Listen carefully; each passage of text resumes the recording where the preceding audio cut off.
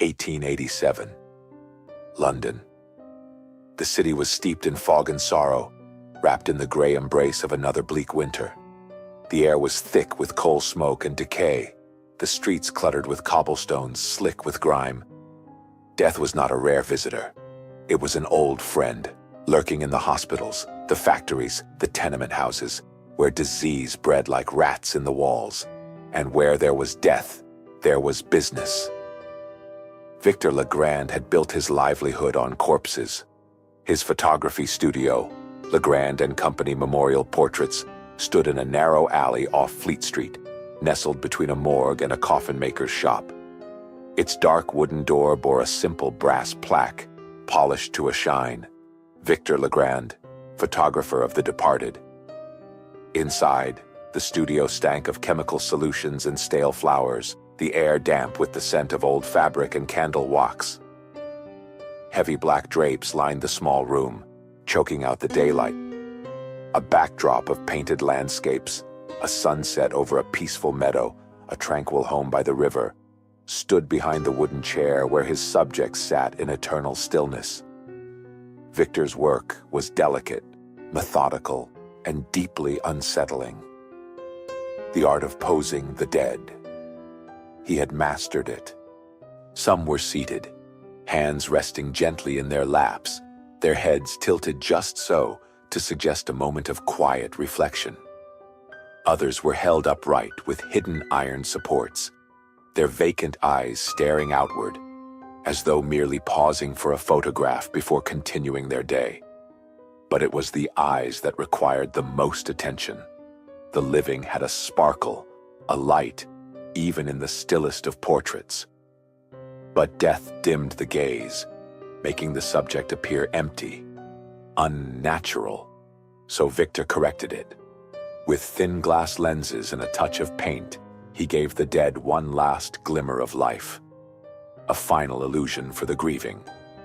A wife could sit beside her dead husband and weep, and for that moment, as she gazed at the finished portrait, she could pretend he was still there. A mother could cradle her lost child, their tiny, lifeless form propped up, and tell herself they were merely sleeping. Victor watched them cling to the lie, and he knew his work was not just art, it was power. The darker side of the lens. Most post-mortem photographers considered their work a sacred duty. Victor did not. To him, the dead belonged to him, if only for a moment. When the grieving families left the room, when the doors were locked, when the gas lamps burned low, he lingered. He ran his hands along the silken dresses, traced his fingers over cold, delicate skin, whispered into ears that could no longer hear. The lifeless bodies before him had been untouchable in life, society's prized daughters, revered wives, beloved mistresses. Now, in death, they belonged to him. If he was careful, if he was gentle, no one would ever know. And they would never tell. Victor was meticulous. No evidence, no mistakes. Until her, Evelyn Bellamy. When she arrived at his studio, she was dressed in white lace, her raven black hair cascading in waves over her shoulders. She was exquisite, even in death. Her hazel eyes had once burned with intelligence and life, but now they were vacant, held open by Victor's steady hand. Her lips, still faintly rosy, were frozen in an almost smile. Her fiancé, a young aristocrat with bloodshot eyes and trembling hands, stood beside the body, grief making him fragile, desperate. "Please," the man whispered, "make her beautiful again." Victor nodded. "Of course." He posed Evelyn carefully, tilting her head at just the right angle, positioning her hands delicately over her lap. And when her fiancé left the room to compose himself, Victor did what he always did. He lingered. He traced the curve of her jaw, ran his fingers over cold wrists, whispered soft words into the air. He adjusted the buttons of her dress, ensuring it was just right. He smoothed a stray strand of hair from her throat. He stayed too long. and when he finally pulled back to take the first photograph, something was wrong. The first sign. As the image developed, his breath hitched. Her head had moved, ever so slightly, tilted toward him. Her eyes, so vacant before, were now watching him, and her lips, once frozen in death, had curled into the faintest hint of a knowing smile. Victor blinked, his breath shallow. The room was silent, save for the slow, rhythmic ticking of the mantel clock, marking the passing seconds like a heartbeat. He looked at the photograph again, his fingers gripping the edges of the plate, pressing into the cold, slick surface. His eyes darted between the image and the body before him. She was exactly as he had left her, seated, still, but in the photograph, she had shifted. Her face had changed. Her chin had dropped slightly, the delicate angle of her jaw now slack, as if she were struggling to speak. Her lips, once gently closed in a peaceful expression, had parted just enough to reveal a glimpse of teeth, dark and shadowed in her mouth. Her once soft, serene expression had become something else, something awful, something that made Victor's stomach lurch. Her eyes, he had forced them open, adjusting them just right so they would appear natural, lifelike. But in the photograph, they seemed wrong. They were wider now, too wide. The whites of her eyes were too visible, the pupils too dark, like ink had spilled into them. And they weren't looking straight ahead anymore. They were looking at him. The room felt different. Victor swallowed hard, his throat dry. He set the photograph face down, running a trembling hand through his hair. The air in the studio felt thicker, the gas lamps burning low, casting flickering shadows that crawled up the walls like grasping fingers. His stomach twisted, a deep, ugly sensation curling inside him like spoiled milk, curdling in his gut. Something was wrong, but it was impossible. Evelyn Bellamy was dead. Dead people did not move. Dead people did not change expressions. Dead people did not watch you. Yet he couldn't shake the feeling that her eyes were following him. He turned back to the chair where she sat, forcing himself to study her, to prove to himself that this was his imagination, a trick of light, an imperfection in the plate development. She was still exactly as he had posed her, but the longer he stared at her, the worse it became. The shadows in the room seemed to bend around her. Her lips, slightly parted, looked wet now, like something had moved inside her mouth before settling again. Her fingers, resting on her lap, looked tenser, as if she had just clenched them and then gone still again. His hands itched. He wanted to adjust her, but for the first time he hesitated. He had worked with dozens of dead women before. None of them had ever made him feel like this. The sound then, from somewhere in the room, Victor heard it. A whisper, soft, delicate, like a woman breathing against his ear. "I remember you." Victor's spine went rigid. His blood turned ice cold. Victor's heart slammed against his ribs, but he didn't move. He didn't breathe.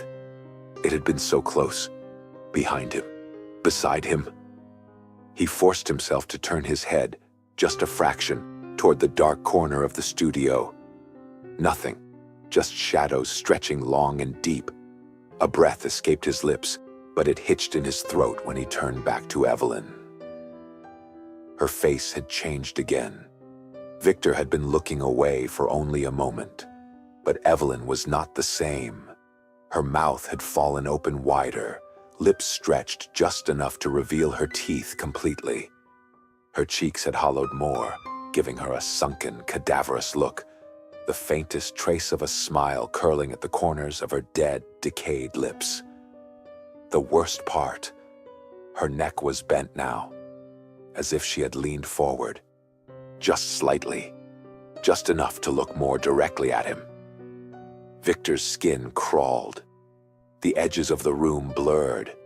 the reality of his surroundings twisting, warping as something primal, something ancient, something buried deep in his bones told him to run. But he couldn't. He couldn't leave her like this. Not when he had already touched her. Not when she knew. The rush of panic. Victor stumbled backward, bumping into his work table, sending a stack of photograph plates crashing to the floor. The sound snapped him out of his trance. His breath came in ragged gasps. His fingers twitched. He turned, fumbling with the lamp, turning up the gas, flooding the studio with more light. It didn't help. Evelyn was still there, and her expression, it was as if she was waiting. Victor forced himself to step closer. His body screamed in protest, but he needed to fix this, to adjust her head, her hands, something, anything. So she looked normal again, but just as he reached toward her, her lips moved. Victor froze. A thin, breathy sound escaped her throat, dry and brittle as a withered leaf. Not a whisper, not a word, just the hint of something trapped inside her mouth, waiting to get out. Victor yanked his hand away, stumbling back, knocking over a jar of developing fluid. The room filled with the acrid stench of chemicals. His chest heaved. His mind raced. This wasn't possible. It was a trick of the light, an accident of photography. It had to be. And yet, she was still watching him, still smiling, still leaning forward, as if she knew exactly who he was, as if she had been waiting for this moment. Victor did the only thing he could think of. His hands shook violently as he snatched a white sheet from the work table, the fabric crumpling between his fingers. His breath came in ragged gasps, his heart hammering like a frantic animal trapped in a cage. With a swift, desperate motion, he threw the sheet over Evelyn's body. The fabric billowed, floating for a moment before settling over her, swallowing her unnatural stare, her unsettling grin beneath a shroud of white. For a single blessed second, Victor felt relief. He couldn't see her anymore, and if he couldn't see her, then she couldn't see him, could she? But before his pulse had the chance to slow, before he could even take one breath, he heard it. A whisper, soft, right beside his ear. "Did you think I would forget?" The movement under the sheet. Victor whirled around, his eyes darting to every shadowed corner of the studio. No one was there. The door was still locked. The curtains still drawn. The only sound was his own frantic breathing. His vision swam, dizziness creeping in like a slow-spreading poison. And then, the sheet twitched. Victor's stomach dropped. His gaze snapped back to the chair, where Evelyn's shrouded form sat motionless beneath the white fabric. For a moment, he told himself he had imagined it. Just his nerves, just the air settling. Then, it moved again. Not a twitch, not a trick of the light. A shift, slow, deliberate. The sheet bulged outward as if something beneath it was breathing. Victor stepped back, his boots scraping against the wooden floor. The shape beneath the sheet moved again. This time, it turned toward him. A low, but it was. The fabric bunched and lifted, as if fingers were reaching up from beneath, gripping it, pulling it. Victor's vision blurred with terror as he realized the thing beneath the sheet was getting up, the rising shroud. The chair creaked violently. Victor took another shaky step backward, barely able to keep himself from collapsing to the floor. The shrouded figure began to rise, not smoothly, not naturally. It lurched, as if bones inside were snapping into place. The fabric shifted, bent, taking on the outline of shoulders, the curve of a spine. Something was standing up beneath it, something that shouldn't be moving at all. The sheet folded over itself, the silhouette beneath stretching unnaturally, as though the limbs were too long, the joints bending the wrong way. Victor could hear something clicking deep within the shroud, like teeth grinding together. Then, a handprint pressed against the fabric from the inside, right over where the face should be. Victor's throat closed. The fingers pushed outward, dragging slowly down the sheet, scraping at the fabric. Then another handprint appeared, and another, and another. More than 2 hands now, more than should be possible. The sheet billowed violently, like a storm had erupted beneath it. Victor's breath hitched. He needed to move, needed to run, but his legs refused to obey. And then, the sheet collapsed. She was gone. The white fabric crumpled to the floor, sinking into a lifeless heap. Victor's stomach twisted. Evelyn's body was gone. The chair was empty. His mind reeled, trying to process what he was seeing. 1 second she had been there, beneath the sheet, shifting, breathing, standing. Now, nothing. No body, no sound, just an empty chair and a discarded shroud. Victor gasped for air, barely realizing how long he had been holding his breath. His fingers curled into his palms, nails digging into his own flesh as he forced himself to take 1 step closer. A part of him, a desperate, rational part, wanted to rip the sheet from the floor, to prove to himself that she was still there, that she hadn't moved, that none of this was real. But deep inside, in the pit of his stomach, something cold and ancient whispered to him, told him the truth. She was somewhere else now, somewhere very close, watching, waiting, and she was not alone. Victor forced himself to breathe. He needed to calm down. He needed to think. But his thoughts wouldn't settle. His mind was spiraling, racing through every horrible, impossible thing he had seen. Then, a soft, faint noise came from behind him. Scratch, scratch, scratch. Victor's body seized, his muscles locking up so tight that his breath caught in his throat. That sound. It was the same one he had heard before. The same one that had followed him, haunted him, crept through the silence of the studio ever since Evelyn had arrived. Only now, it was louder, closer. The gas lamps flickered, casting long, twisting shadows across the walls. Victor's pulse pounded in his ears, a deafening roar of terror as he slowly, so slowly turned toward the dark corner of the room, the only place he hadn't checked. And there, something was waiting. She was no longer beautiful. Victor's lungs collapsed inward, the air fleeing his body in a strangled, silent scream. Evelyn was standing in the corner, no longer sitting, no longer a silent, delicate corpse posed for grieving eyes. She was awake, alive, or rather, something was using her body now.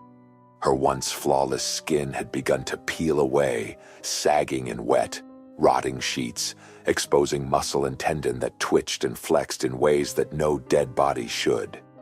Her jaw had come unhinged, hanging at a ghastly angle, like something had tried to pry her mouth open from the inside. Her lips had split, stretched too wide in a rotting, jagged grin. Her eyes, those once beautiful, captivating hazel eyes, were now bulging and swollen, the whites streaked with sickly black veins, the pupils pinpricks of endless voids that swallowed the gaslight. And her hands, dear God, her hands. Her nails had blackened, grown into splintered talons, curling inward like claws. She pressed them against the wall, dragging them slowly downward. Scratch, scratch, scratch. The sound was like knives on bone, a high-pitched shriek that curdled Victor's blood. His legs trembled beneath him. He tried to back away, but his body refused to move, paralyzed, trapped in her gaze. And then, she stepped forward. The movement was unnatural, jerky, like a puppet yanked by invisible strings. Victor's vision blurred, his head spun. And then he saw them. She wasn't alone behind Evelyn. Something shifted in the darkness. More figures, more bodies, stepping into the flickering gaslight. Victor's chest caved inward, horror gripping his ribs like an iron fist.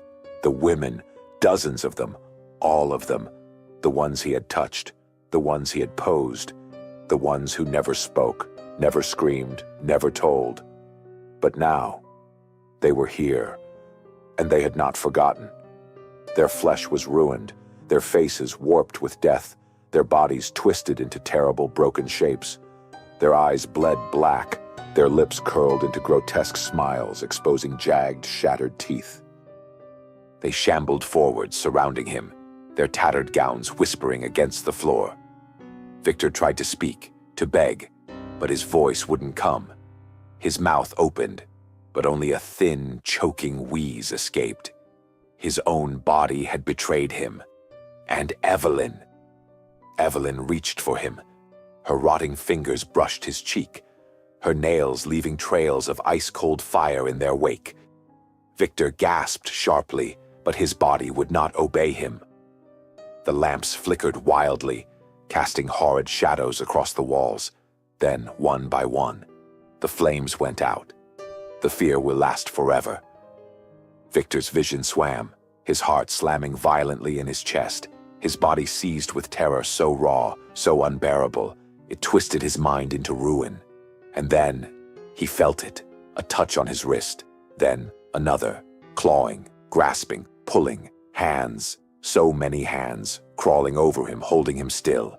And then, a voice, not Evelyn's, not even human, something ancient, something vengeful. You made us beautiful for others. Now we will make you beautiful for us. Victor sobbed, a wretched, broken sound. They wouldn't let him die quickly. They wouldn't let him disappear easily. They would stretch this moment forever, letting him feel every second of fear, every ounce of agony, every scream trapped in his throat. They would unravel him, piece by piece, until he was nothing but another forgotten photograph. Victor's studio sat empty for weeks.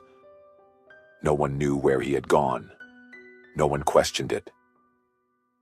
At first, the clients continued to come, standing outside the locked door, knocking, waiting.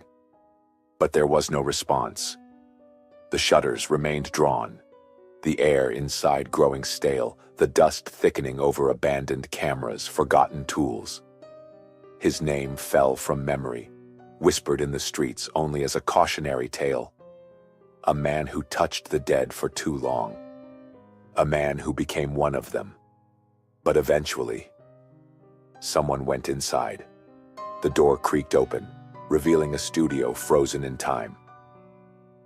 The gas lamps had long burned out, their wicks curled into blackened husks. The chemical stench of decay had settled into the walls, a scent too strong to be just the fluids. The floor was scattered with film plates, overturned furniture, the remnants of something violent that had happened there, something wrong. And there, resting on the desk, among the scattered negatives, among the glass plates stacked like forgotten gravestones, was a new photograph. The final image. The black and white print was perfectly developed. The contrast was flawless. The focus, sharp. But the subject was all wrong. It was Victor, seated just like his clients had been. His back rigid, his hands clenched over his knees, his suit disheveled, the buttons missing. His eyes, black, empty, hollow. His skin had been stretched too tight over his bones, his jaw locked in a soundless scream. But that was not the worst part. The worst part was what stood behind him. Her, Evelyn. She was smiling. Her fingers were pressed deep into his shoulders, her nails buried in his flesh. Her dead, rotting lips were at his ear, whispering something no one would ever hear. The studio remained locked. The photograph remained on the desk.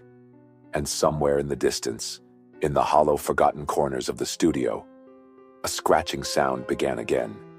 Soft, slow. like a fingernail dragging across wood, like fingertips dragging across glass, waiting to be let in. Thank you so much for listening to this story. Click the bell icon so you never miss any new content. Stay tuned for more creepy stories coming soon. If you enjoyed this glimpse into the dark, subscribe for more. Because the best horror isn't what you hear, it's what follows when the story is over.